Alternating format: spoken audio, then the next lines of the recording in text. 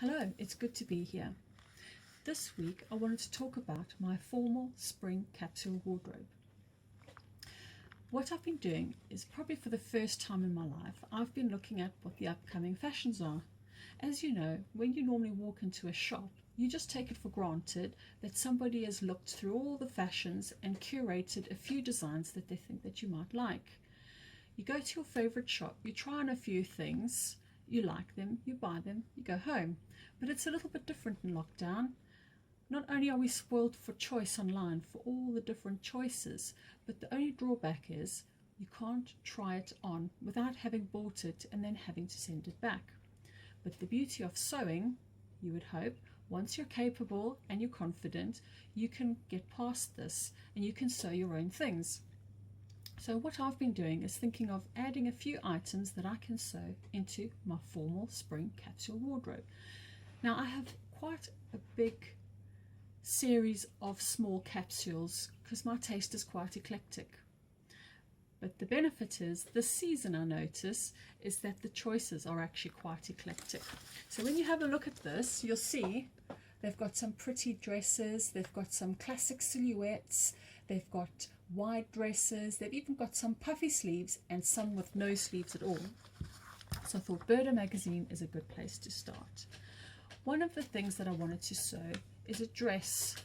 I know I've probably got a good number of dresses, but most of my dresses are for late summer, autumn, or even going into winter. The sort of thing that you'd wear with black tights and shoes or boots.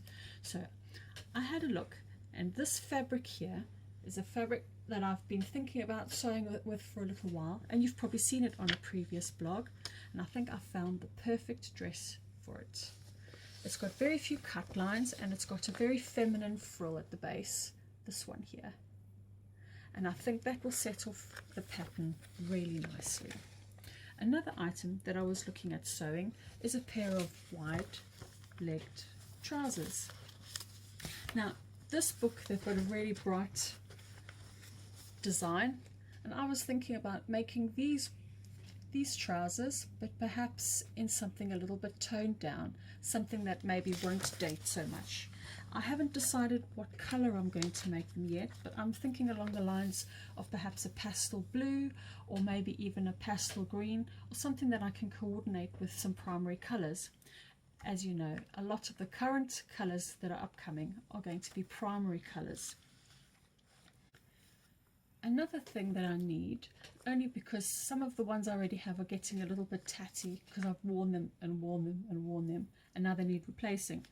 I'm looking at making this jacket here.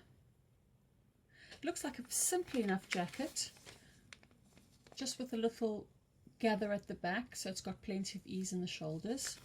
And this is the fabric that I was hoping to make it out of. It might not look like much, but it's actually got a really lovely texture. It's got no stretch. This pattern says it's made for wovens. They say it's for linen, crepe and broadcloth. This, I was told, is crepe, so I'm hoping it will make a really nice jacket that I can wear over the lovely dress that I just showed you. But also another item which I'm looking at sewing is this little short jacket over here, only because another short jacket of mine, which I've worn over and over, probably needs replacing now. And this I'm looking at making in this fabric. I'm not sure what fabric this is actually, but it feels a lot like a scuba. It's got quite a lot of stretch in both directions. I'm hoping that this will be nice and warm for those cool spring evenings, perhaps out to a restaurant, or even if I need to dress up for the office, perhaps we'll be having meetings. Hopefully soon things will return to normal. Something else I wanted to share with you. I know some people think that the Burdastyle magazines only cater for really small and really large people, but I happen to be a UK size 10 or 12 depending on the cut of the garment, and what I've found is when I look at Burda's table over here, my sizes tend to be either 44 or 46, and they lie somewhere between there. So there's no reason why, for me, I couldn't take any of the patterns in this book and grade up or down a size as necessary if I'm on the 46 side of things or if I'm on the 44 side of things. And I just wondered if perhaps it would make more people go for the Burda magazine if they knew this in respect to the sizing. The main thing I will say is their sizing is their own sizing. It doesn't actually bear direct relation to the UK dress sizes or ready-to-wear sizes. The other thing I'll say about Burda is they don't actually add the seam allowance when they draft their patterns. So that's something that you need to add in. To be honest, I'm yet to make my first Burda pattern. My first one will be the dress out of the fabric that I showed you. And I will let you know how that goes and what I find. And then the last item which I've got on my list to make is this over here. I really would like a shirt dress. I've never had one before and I think it would be really, really lovely.